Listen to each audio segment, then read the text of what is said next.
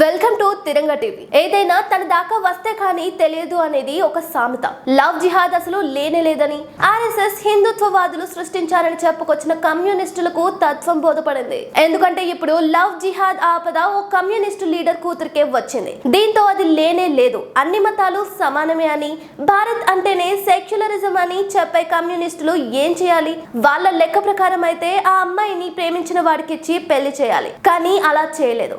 Love జిహాద్ లో తన కూతురు ఇరుక్కుందని తెలిసిన కాసర్ఘట్కి చెందిన CPM party Uduma area leader Pavi Bhaskaran తన కూతురు సంగీతని టార్చర్ చేయడం ప్రారంభించారు. తన ఇంట్లోనే కూతురు సంగీతను బంధించి దారుణంగా హింసిస్తున్నాడని సంగీత ఓ వీడియో ద్వారా ప్రకటించింది. అయితే కొన్ని మీడియా రిపోర్టుల ప్రకారం సంగీత నడుము కింద పక్షవాతంతో బాధపడుతుందని అంటున్నారు. అయినా సరే లవ్ జిహాద్ బయటపడడంతో తన తండ్రి హౌస్ అరెస్ట్ చేశాడని, ట్రీట్మెంట్ కూడా చేయించడం లేదని చెప్పింది. అంతేకాకుండా తన ఆస్తిలోని వాటాను కూడా లాక్కోవడానికి ప్రయత్నించాడని, సూసైడ్ చేసుకోవడానికి కూడా తనను తండ్రి ఒప్పించారని వీడియోలో చెప్పింది. అయితే అంతకు ముందే డైవోర్స్ తీసుకున్న సంగీత మరో పెళ్లి చేసుకోవడానికి ఒక ముస్లిం ని ప్రేమించిన విషయం తన తండ్రి పవి భాస్కరన్ కి చెప్పగానే టార్చర్ చేయడం ప్రారంభించాడని, తన మొదటి హస్బెండ్ ద్వారా అందిన భరణాన్ని తన తండ్రి మరియు తన బ్రదర్ తీసుకున్నాడని చెప్పింది.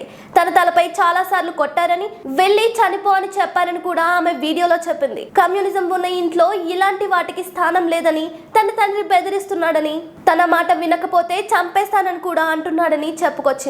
ఇప్పుడు ఈ వీడియో కేరళలో వైరల్ అవుతోంది. సెక్యులరిజం, అన్ని మతాలు సమానం అనే కమ్యూనిస్టులు వాళ్ళ దగ్గరకు వస్తే తత్వం బోధపడుతుందనేది నిజం. కొన్ని నెలల క్రితం కర్ణాటకలో కూడా కాంగ్రెస్ లీడర్ కూతురు ఇలాగే లవ్ జిహాదీ ట్రాప్ లో పడి ముస్లిం వ్యక్తిని పెళ్లి చేసుకోవడం వల్ల ఆ తర్వాత వాళ్ళు ఆ అమ్మాయిని చంపినా కూడా సొంత కాంగ్రెస్ పార్టీ కూడా ఆ నాయకుడికి సపోర్ట్ చేయడానికి ముందుకు రాలేదు, పట్టించుకోలేదు కూడా.